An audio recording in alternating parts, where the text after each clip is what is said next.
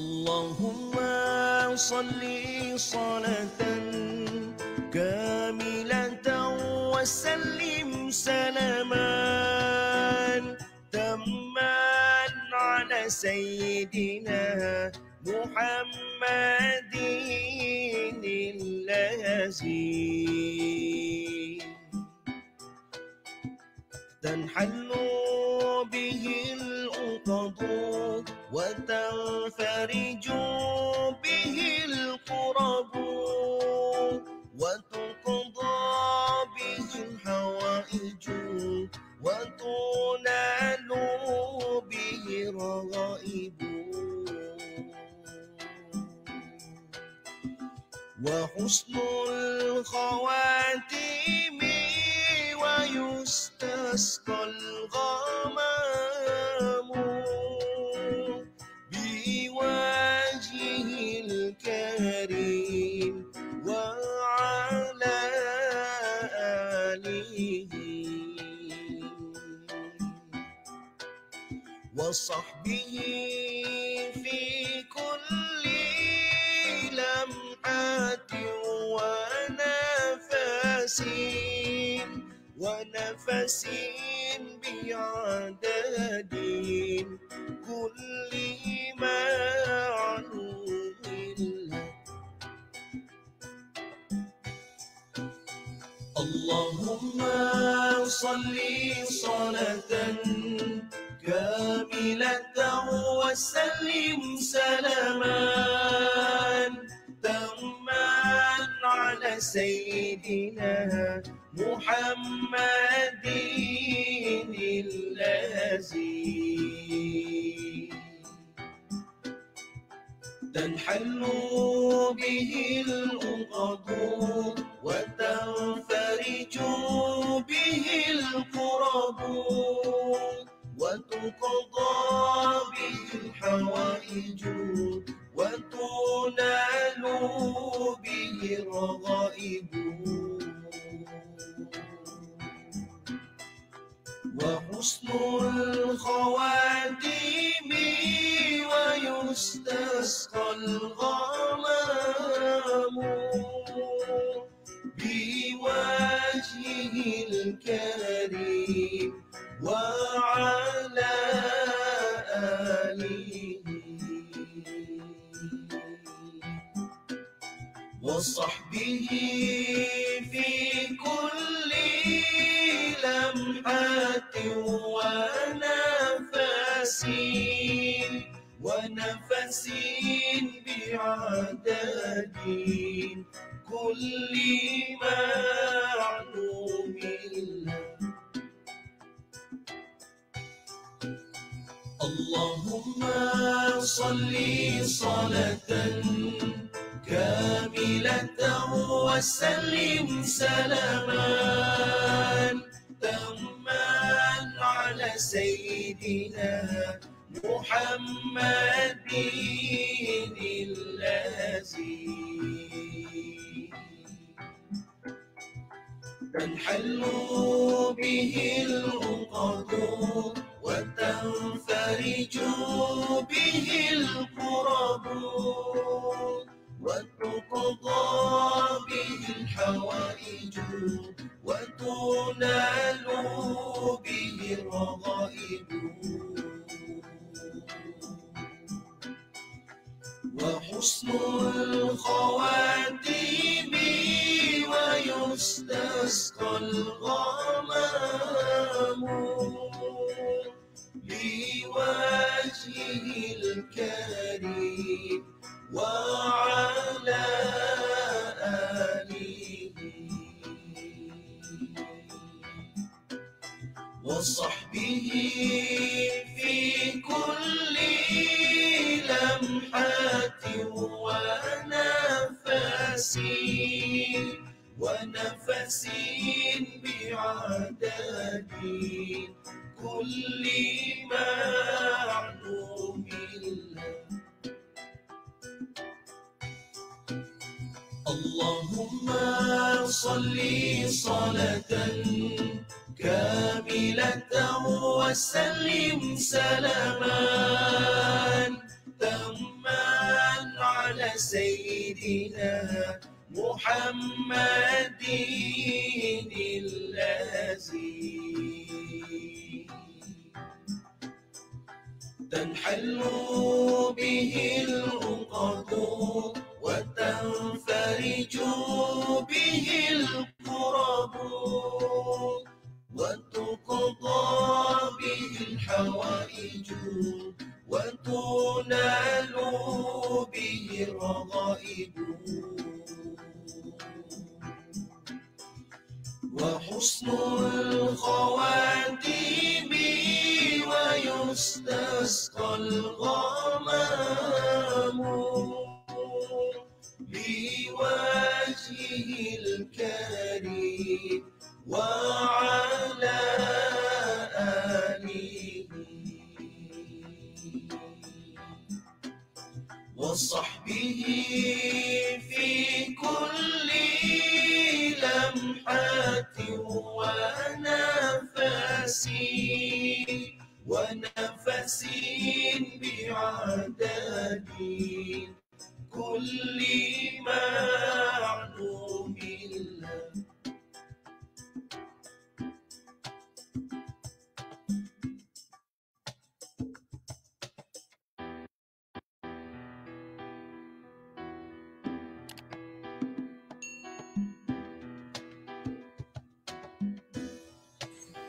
اللهم صل صلاة كاملة وسلم سلاما تاما على سيدنا محمد.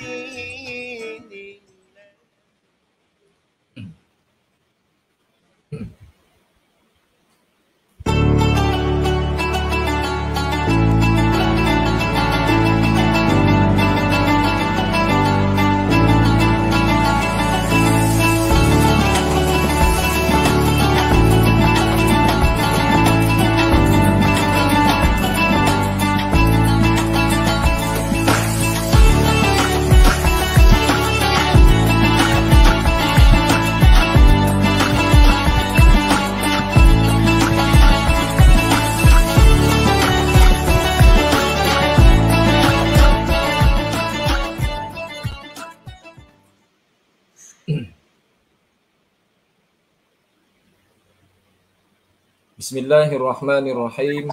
Assalamualaikum warahmatullahi wabarakatuh. Innal hamdalillah nahmaduhu wa nasta'inuhu wa nastahdihi wa nastaghfiruh wa na'udzu billahi min shururi anfusina wa min sayyiati a'malina. Innahu may yahdihillahu fala mudilla lahu wa may yudlilhu fala hadiya lahu. Asyhadu an la ilaha illallah wahdahu la syarika lahu wa ashhadu anna Muhammadan abduhu wa rasuluh. Allahumma salli wa sallim ala habibina wa syafi'ina wa qudwatina wa dhukhrina sayyidina wa maulana Muhammad wa ala alihi wa ashabihi wa man tabi'ahum bi ihsanin ila yaumiddin. Subhanaka la ilma lana illa ma 'allamtana innaka antal alimul hakim. Wala haula wala quwwata illa billahil aliyyil azim. Amma ba'du.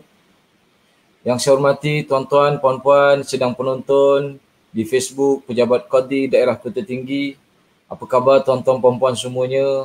Mudah-mudahan sihat walafiat, senantiasa mendapat rahmat daripada Allah Subhanahu wa taala, dipelihara oleh Allah Subhanahu wa taala, dimurahkan rezeki kita dan mudah-mudahan Allah Subhanahu wa taala memberkati hidup kita dunia dan akhirat insya-Allah. Amin ya rabbal alamin. Tuan-tuan, puan-puan sedang penonton yang dirahmati Allah. Insya-Allah tuan-tuan, pada pagi yang berbahagia ini kita diberi kesempatan oleh Allah Subhanahu wa taala dan diberi peluang oleh Allah Subhanahu wa taala untuk kita bersama-sama di dalam program mingguan kita, iaitulah tafsir Al-Quran secara online di Facebook Pejabat Qadi Daerah Kota Tinggi. Dan uniknya pada hari ini tuan-tuan, kita buat secara live. Yang mana saya sekarang berada work from home lah daripada rumah, dan dah lama dah kita tak live. Biasanya kita rekod. Tapi alhamdulillah ada beberapa cara yang mana kita boleh upgrade kita punya penyampaian secara live. InsyaAllah selepas ni bila mana kita ada masa kita akan buat secara live. Jadi tuan-tuan puan-puan yang menonton program kita pada pagi yang berbahagia ini, minta jasa baik tuan-tuan puan-puan untuk kita menyebarluaskan lagi perkongsian kita pada pagi ini dengan menekan butang like and share. Dan sekiranya tuan-tuan ingin ada apa-apa penambahbaikan, menegur siapa, bolehlah isi ruang komen di bawah tersebut. Dan sekiranya ada penambahbaikan, tuan-tuan boleh beri cadangan di ruang komen insya-Allah. Jadi hadirin tuan-tuan puan-puan yang dirahmati Allah, insya-Allah pada pagi yang berbahagia ini kita akan sambung lagi program kita, iaitulah masih lagi dalam perbahasan tafsir Al-Quran dan perbahasan yang kita dah bahas tuan-tuan sebelum ni, iaitulah muqaddimah surah An-Nas. Dan pada pagi yang berbahagia ini tuan-tuan, kita akan bahas sedikit tafsiran tentang surah An-Nas. Sebelum ni tuan-tuan kita telah bahas tentang surah An-Nas, tentang surah Al-Falaq secara muqaddimah dan secara penurunan. Kita juga telah berkongsi berkenaan dengan kelebihan surah An-Nas dan surah Al-Falaq yang Allah Subhanahu wa taala turunkan kepada kita. Dan kita juga telah berkongsi tuan-tuan berkenaan dengan asbabun nuzul. Sebab diturunkan surah Al-Falaq dan surah An-Nas ini kepada baginda Nabi Muhammad sallallahu alaihi wasallam. Dan kita juga telah mengetahui tuan-tuan berkenaan dengan keadaan baginda Nabi yang pernah disihir oleh seorang namanya Labid bin Aqsam, dibantu oleh anak-anak perempuannya tuan-tuan, sehingga Allah Subhanahu wa taala merawat dan menyembuhkan Nabi sallallahu alaihi wasallam melalui surah Al-Falaq dan surah An-Nas. Serta malaikat Jibril juga telah berdoa kepada Allah taala dengan menjampi Nabi kita dengan doa yang telah kita kongsi pada pertemuan sebelum ni.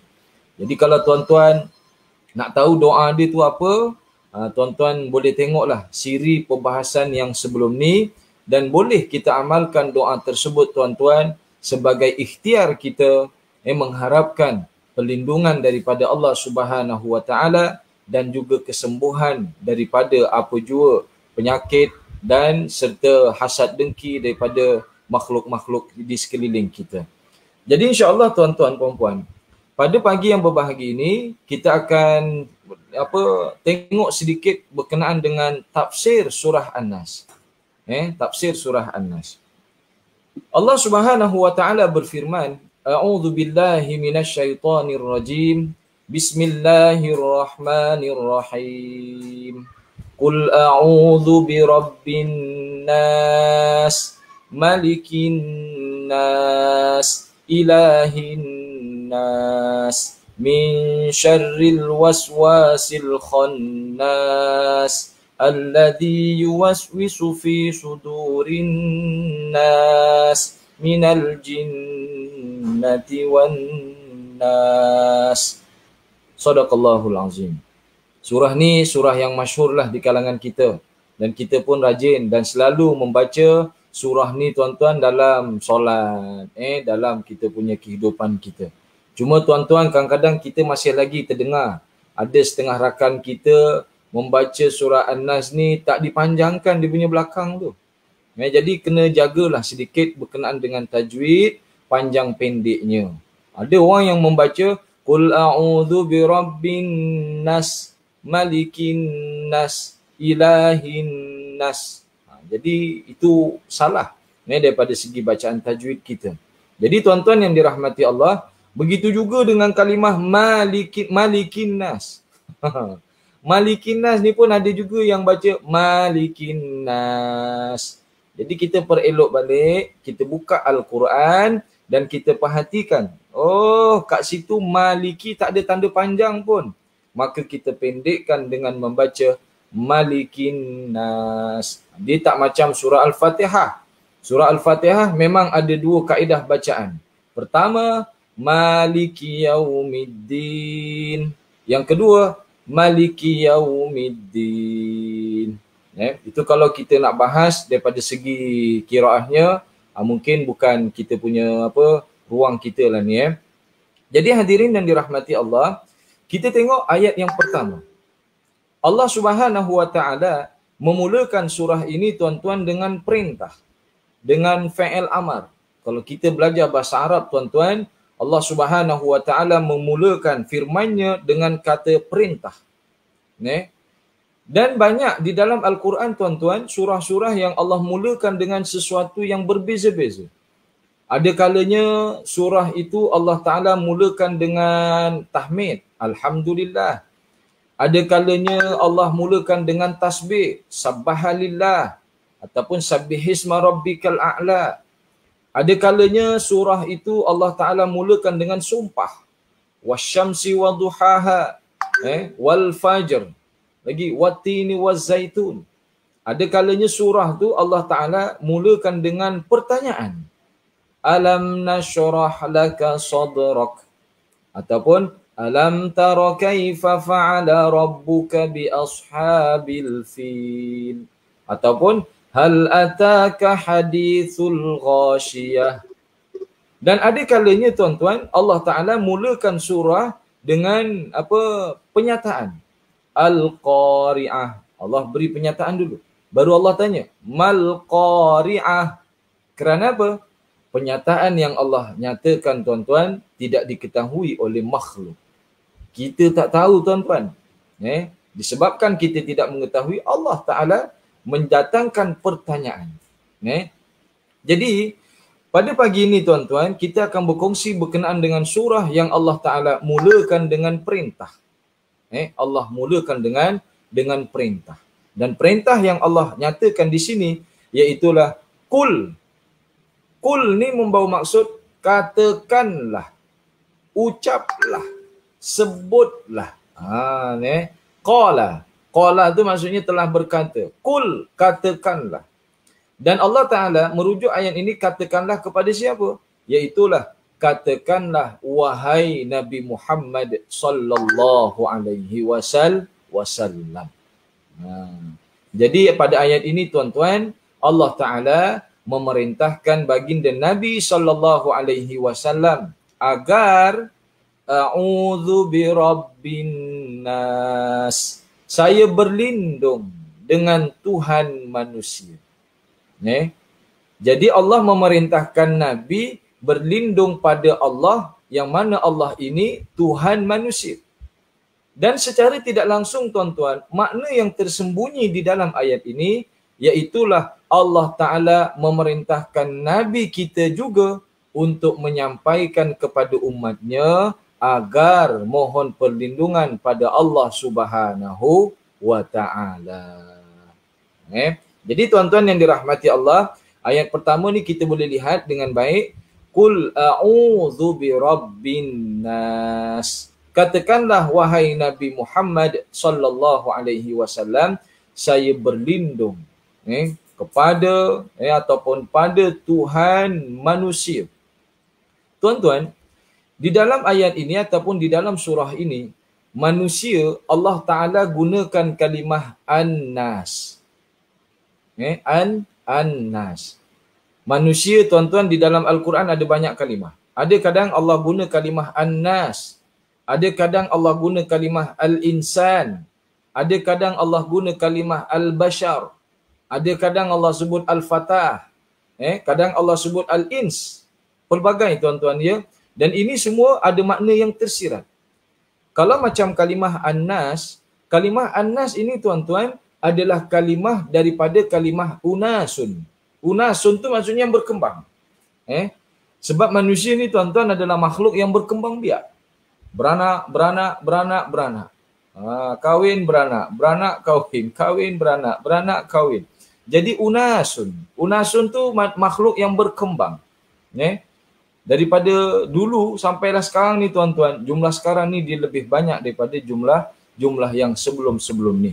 Jadi hadirin yang dirahmati Allah, dan bila mana Allah guna kalimah insan, Allah bila menggunakan kalimah insan, ia merujuk tentang sifat manusia yang pelupa. Dan memang kita ni adalah seorang yang pelupa. Contoh macam surah At-Tin. laqad khalaqnal insana fi ahsani taqwim. Demi sesungguhnya telah kami ciptakan manusia pada kejadian yang paling baik. Tapi Allah guna kalimah insan. Maknanya apa? Manusia ni selalu lupa yang kejadiannya adalah kejadian yang paling baik yang diciptakan oleh Allah Ta'ala. Kita kena tengok ya, bila mana Allah sebut kalimah insan, maka sifat itulah yang biasanya dilupakan oleh manusia. Allah menciptakan manusia bentuk kejadian yang baik, yang sempurna. Tetapi sifat itulah yang kadang-kadang kita kurang berpuas hati pada kejadian kita. Kita dah handsome, rasa macam kurang. Kenapalah aku tak handsome macam orang sebelah tu? Kita ni dah lawa kejadiannya, kadang kita tak bersyukur. Kerana apa? Kita ini lupa. Yang mana kita ini adalah kejadian yang baik. Ataupun dalam surah Al-Adiyat, innal insana li rabbihi lakanud. Sesungguhnya manusia terhadap Tuhannya mereka engkar, tidak berterima kasih. Allah guna kalimah insan merujuk tentang manusia ni selalu lupa untuk bersyukur, berterima kasih kepada Allah Ta'ala. Tapi bila Allah guna kalimah annas, tonton tengok di dalam Quran bila Allah guna kalimah annas, ia akan merujuk tentang pembiakan, tentang perkembangan. Contoh macam surah An-Nisa ayat yang pertama tu kan, ya ayyuhan nasu taqu rabbakumul ladzi khalaqakum min nafsin wahidah wa khalaqa minha zawjaha wa batha minhuma rijalan katsiran wa nisaa. Ila akhiril ayat. Allah Ta'ala berfirman, ya ayyuhan nas, wahai sekalian manusia yang berkembang biak, ittaqu, bertakwalah kamu kepada Allah, rabbakumul ladzi khalaqakum min nafsin wahidah. Bertakwalah kamu kepada Allah yang telah menciptakan kamu daripada jiwa yang satu. Wa khalaqa minha zawjaha, dan daripada jiwa yang satu itu Allah ciptakan pasangannya. Wa batha minhuma rijalan katsiran wa nisaa, dan daripada dua pasangan itu Allah taburkan, Allah keluarkan, Allah lahirkan daripada mereka berdua, iaitulah Nabi Adam dan Siti Hawa, keturunan-keturunan rijalan katsira, lelaki-lelaki yang banyak, wa nisaa, dan pasangannya perempuan juga banyak. Jadi bila Allah guna kalimah annas, kita akan tergambar di fikiran kita, oh yang Allah sampaikan di sini tentang pembiakan.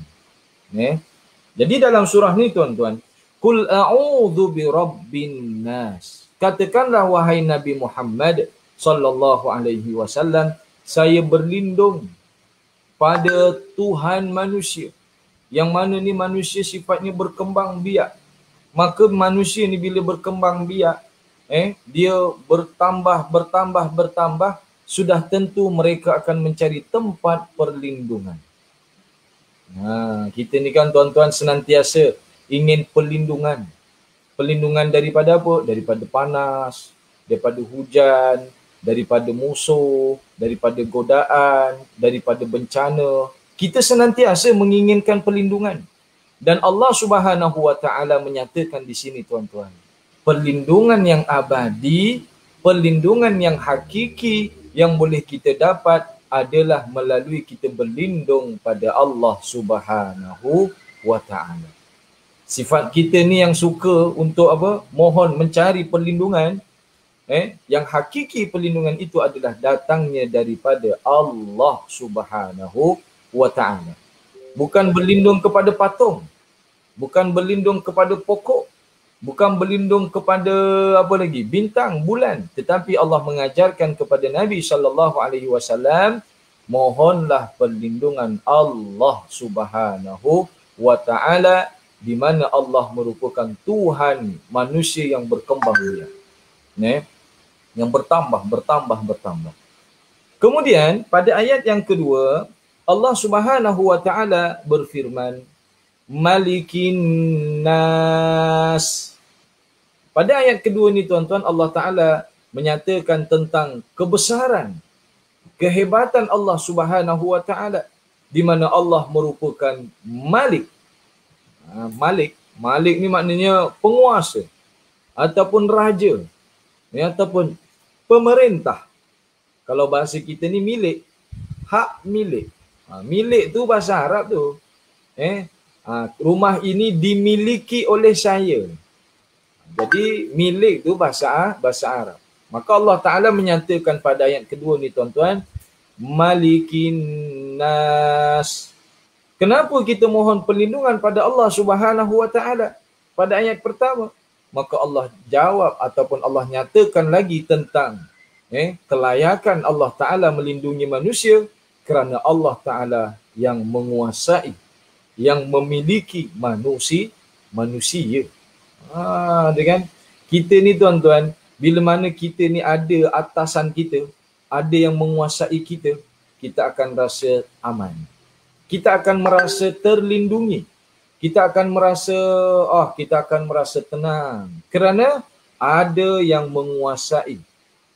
Ada yang menaungi kita. Ada yang melindungi kita. Jadi kita merasa tenang, kita akan merasa aman. Maka Allah Ta'ala menyatakan di sini tuan-tuan kebesarannya, di mana ia layak untuk dimohon perlindungan oleh manusia kerana Allah yang memiliki manusia. Ini sifat mulkiyah. Dan kemudian tuan-tuan, macam saya sebut tadi, Malikin Nas, Maliki, bacanya dengan pendek surahnya. Kalau surah Al-Fatihah dibaca dengan panjang. Kalau kita lah ikut bacaan Hafs, Imam Hafs an Asim, kita baca dengan bacaan Maliki Yaumiddin. Tetapi ada bacaan contoh macam bacaan Warash dan yang lain-lain, mereka membaca dengan Maliki Yaumiddin. Dia berbeza berkenaan dengan am dan khas. Itu tak apalah, itu kalau kita nak bahas dia akan makan masa lagi. Cuma kita ambil take note di sini, bila mana kita mendengar seseorang baca, kita bisik-bisik lah. Bang, bukan Malikin Nas tapi Malikin Nas. Bisik-bisik lah, jangan kita heboh di Facebook. Ramai orang sekarang dia nak tegur orang tapi tegur di Facebook lah, semua orang jadi tahu. Kemudian kita tengok ayat yang ketiga tuan-tuan, Ilahin Nas. Ayat yang ketiga juga Allah Ta'ala menyatakan tentang kebesarannya terhadap manusia, iaitulah Allah merupakan Tuhan yang disembah oleh manusia. Allah merupakan Tuhan yang disembah oleh manusia. Tiada Tuhan yang layak disembah melainkan Allah Subhanahu Wa Ta'ala. Dan itulah tuan-tuan kita yang diajar oleh Nabi kita Nabi Muhammad sallallahu alaihi wasallam. La ilaha illallah. Tiada Tuhan melainkan Allah. Tiada Tuhan yang layak disembah. Dan memang sememangnya iaitulah Allah Subhanahu Wa Ta'ala. Jadi tuan-tuan, kalimah la ilaha illallah ni perlu kita perbaharui tiap-tiap hari. Adalah sebut lepas sembahyang, ataupun kita sebut secara spontan. Kerana Nabi kita bersabda, Jaddidu imanakum la ilaha illallah. Perbaharuilah iman kamu dengan sebut la ilaha illallah. Mudah-mudahan dengan kita rajin sebut itu tuan-tuan, kita akan semakin kukuh keimanan kita, kita akan semakin meyakini tentang kebesaran Allah Subhanahu Wa Ta'ala. Jadi tuan-tuan hadirin yang dirahmati Allah, Allah Subhanahu Wa Ta'ala menyatakan tentang sifat ilah, tentang ketuhanannya ini adalah untuk menjelaskan bahawa yang berhak disyukuri dan diabdikan diri kepadanya ialah Allah dan bukan selain daripadanya. Daripada sinilah tuan-tuan nanti kita akan belajar sifat ikhlas. Kerana kita mengabdi kepada Allah Subhanahu Wa Ta'ala. Macam kita tengah dengar kelas online ni tuan-tuan, kita niat, ya Allah, mudah-mudahan dengan saya mendengar kelas online, saya menambah ilmu pengetahuan ini, ya Allah, mudah-mudahan mendapat redha daripada-Mu, ya Allah. Kita doa gitulah. Ya Allah, mudah-mudahan mendapat redha-Mu ya Allah. Kita solat mengharap redha. Kita kuliah gini mengharap redha. Kita sedekah, kita mengharap redha. Macam ibu-ibu kat rumah tu masak ataupun apa semua tu mengharap redha Allah Subhanahu wa taala. Kerana apa? Kita mengabdikan diri kepada Allah Subhanahu wa taala. Jadi Allah Taala menyatakan di sini, Allah merupakan ilahin nas, Tuhan yang disembah oleh manusia. Jadi apapun di dalam kehidupan kita tuan-tuan, pengabdian diri kita hanyalah kepada Allah Subhanahu wa taala. Okey, tuan-tuan yang dirahmati Allah.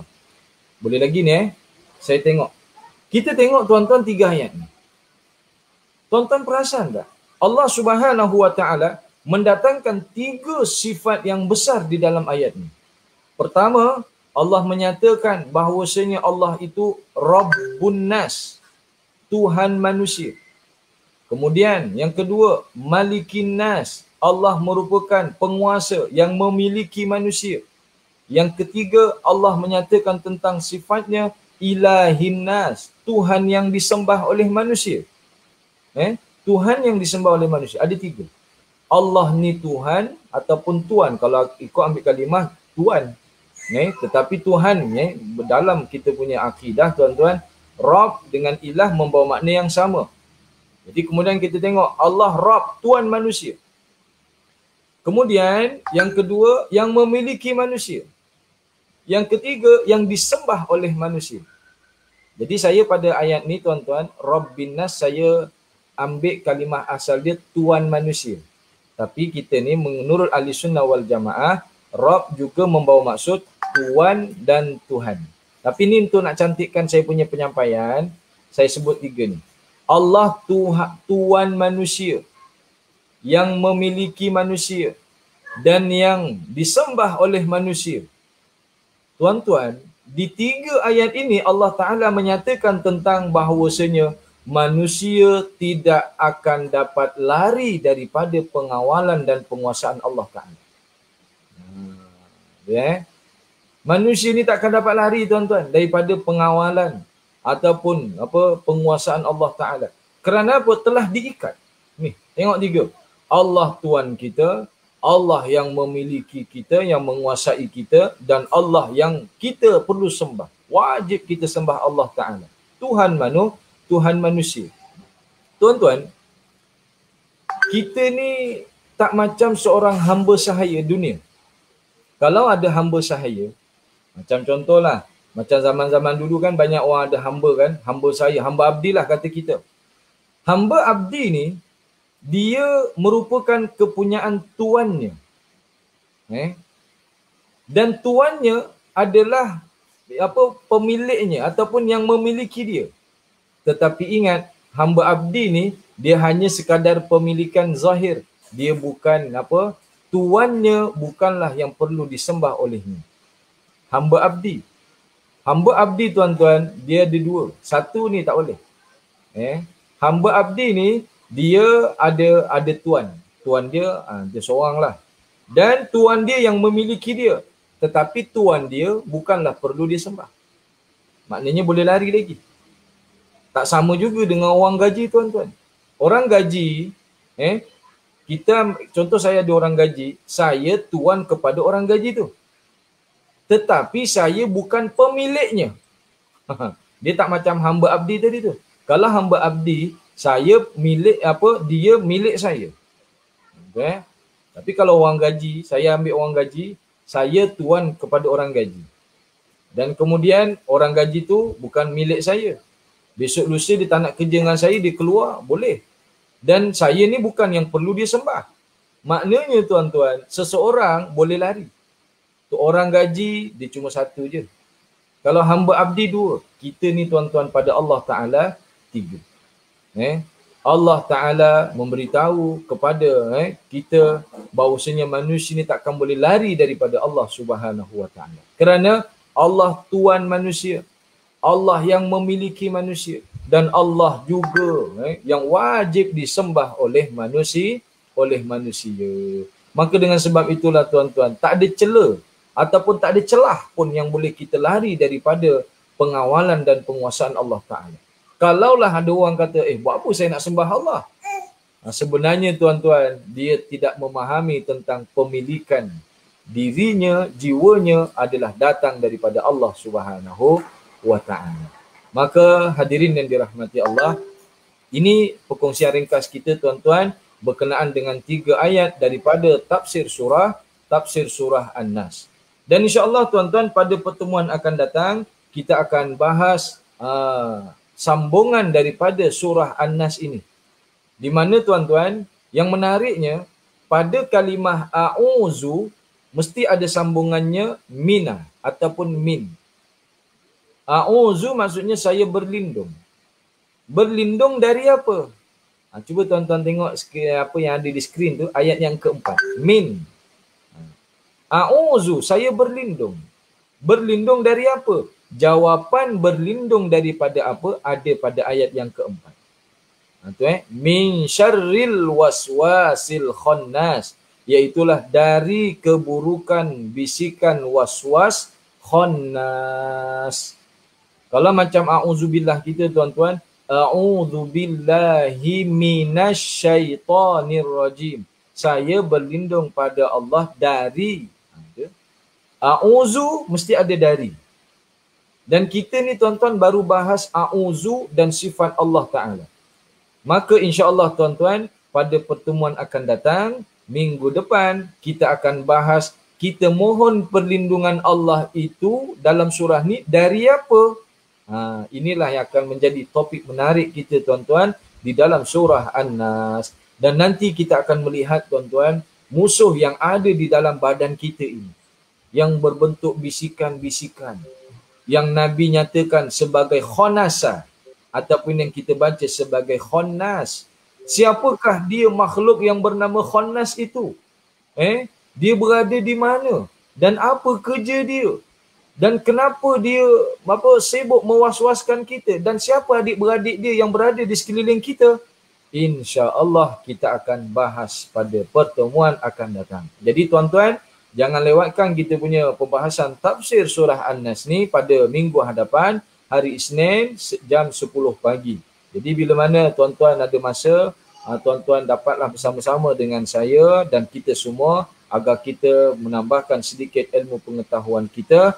Tidak lain tidak bukan untuk kebahagiaan dunia dan akhirat kita insya-Allah. Jadi mudah-mudahan walaupun kita hanya bahas 3 ayat ni tuan-tuan, kita kalau baca surah An-Nas, kita dah dapat sedikit penghayatan. Iaitulah penghayatan tentang apa? Tentang Allah Tuhan manusia, Allah yang memiliki manusia, Allah lah Tuhan yang disembah oleh manusia. Wallahu a'lam bissawab. InsyaAllah pada pertemuan akan datang kita akan sambung tentang perlindungan dari apa yang Allah minta kita pada surah ini. InsyaAllah. Mohon ampun dan maaf yang baik datang daripada Allah. Segala kekurangan dan kelemahan dari saya sendiri. InsyaAllah kita jumpa lagi tuan-tuan puan-puan. Jangan lupa tekan butang like and share. Agar kita dapat berkongsi pengetahuan kita kepada sahabat-sahabat saudara mara kita yang lain insya-Allah. Sekadar itu tuan-tuan, aqulu qauli hadza wa astaghfirullahal azim li wa lakum. Wassalamualaikum warahmatullahi wabarakatuh.